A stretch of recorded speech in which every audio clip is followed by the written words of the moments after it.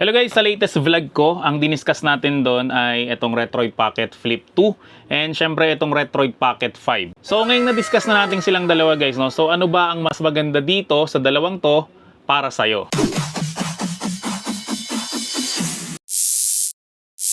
So simulan muna natin guys sa pagkakapareho nila, no? Kasi halos same specs lang sila. So unang-una dyan guys, pareho silang merong Snapdragon 865 with Adreno 650 GPU. So kayang-kaya nito guys mag-play up to PS2, GameCube, Nintendo Wii, and syempre guys kaunti.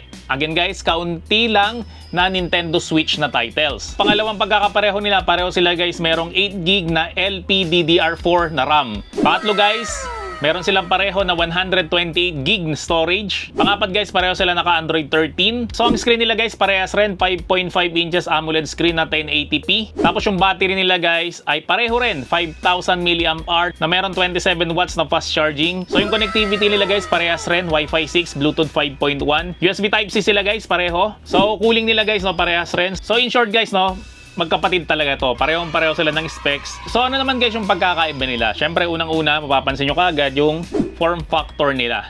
Kasi ito parang bar type. Ito naman guys is flip. So pangalawang pagkakaiba nila guys, yung kanilang placement ng button. So ito, nasa taas yung D-pad, nasa baba yung analog. Yan, ito naman guys, nasa baba yung D-pad and nasa taas yung analog niya, no? So malaking factor to guys sa paglalaro nyo. Kasi kapag ka dito ka naglaro guys, tapos ang gagamitin mo is analog, medyo awkward siya kasi nakaganito yung daliri mo. Yan o, nakatupi. Hindi ka mukha dito, na diretso yung daliri mo. So sa bit lang ng buttons guys, halos pareha sila. Isa lang guys ang pagkakaiba nila. Kasi itong Retroid Pocket 5 guys na meron siyang back button. Sa Retroid Pocket Flip guys, wala siyang back button. Pero lahat meron siya. So meron siyang D-pad, analog, dalawa rin. Start, select, tapos home button. Sa taas guys, pareho rin L1, L2, R1, R2. Ito guys, ang volume niya nasa taas. Ito naman guys, ang volume niya is nasa gilid. And dahil nga guys, na flip siya, so protektado guys lahat ng button na nasa loob. So pag kinlose mo siya na ganyan, pwede mo na siyang ilagay sa bag mo and hindi na guys mapipindot yung mga button. Hindi kamukha nito guys na usually kailangan mo pa ng carrying case na kamukha nito.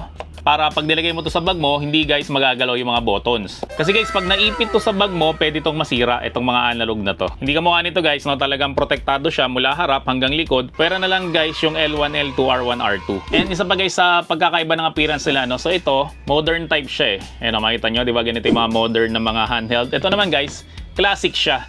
Kasi makikita mo to sa mga Nintendo, yung mga Nintendo 3DS. Di ba ganito yun, na-flip siya.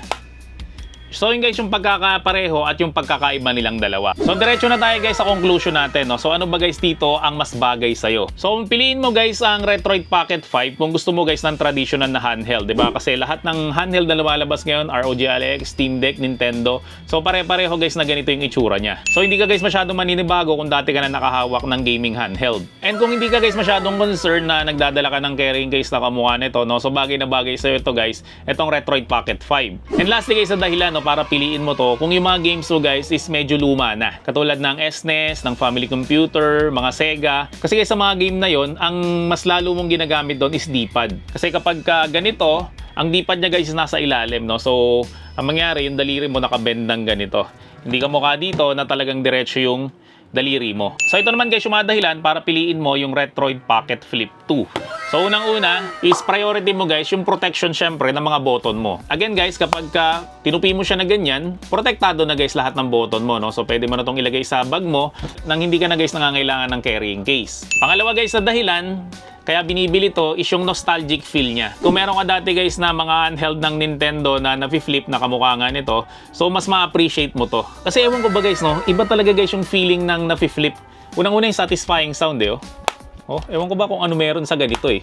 Pag ginaganito ko siya parang, alam mo yung nakakalma ako, di ba? Parang ginagawa ko siyang fidget eh. So kung mas trip mo guys na medyo nostalgic at unique guys yung handheld mo, kasi nga yung mga handheld nga pare-pareho ng kamukha nito, eh mas piliin mo guys itong Retroid Pocket Flip 2. Pangalawa guys, kung lalaruin mo mga games is PlayStation 2, Nintendo Switch, Nintendo Wii, or mga games guys na ang ginagamit sa movement is analog controller. So dito guys, kapag analog stick ang ginagamit mo, hindi ka masyado mangangawit. Hindi ka mukha dito na kapag analog stick ang ginagamit mo, medyo nakakangawit siya kasi mababa. And usually guys talaga ng mga modern na mga handheld ngayon, ganito yung layout niya. Nasa taas yung analog, nasa baba yung D-pad. So pangatlong dahilan guys, kung malaki yung kamay mo, na kamukha nung kamay ko, mas maganda guys, ito yung piliin mo. Kasi guys, mas komportable to sa mga taong malalaki yung kamay, no? Kasi kahit papaano, no, yung mga daliri mo nasa likod niya. Hindi kamukha nito na, tingnan yung kamay ko, laki oh. So, 2 daliri hanggang 4 na daliri guys yung nasa ilalim ng handheld. Kasi medyo maliit talaga guys tong handheld na to.